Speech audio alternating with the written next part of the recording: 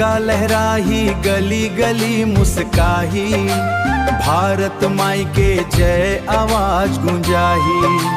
माटी हमर भारत दिल में देश बसाए, 15 अगस्त के तिरंगा शान बढ़ाए। छत्तीसगढ़ के माटी वीर जवान के मान, देश खातिर देथे अपन पूरा सम्मान।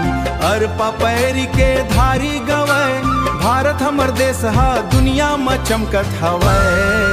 तिरंगा हमर शान, तिरंगा हमर जान, भारत माई के जय गूंजे हिंदुस्तान।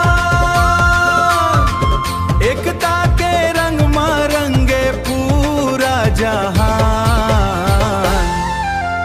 जय हिंद के नारा भारत देश महान, जय हिंद के नारा भारत देश महान। तिरंगा हमर शान, तिरंगा हमर शान, तिरंगा हमर जान, तिरंगा हमर जान। जय छत्तीसगढ़, जय जय भारत।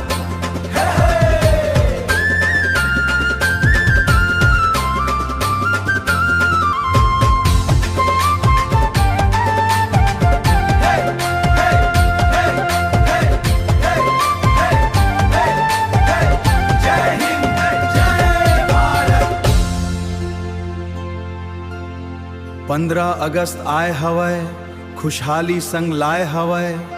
3 रंग के तिरंगा आसमान माँ छाकी।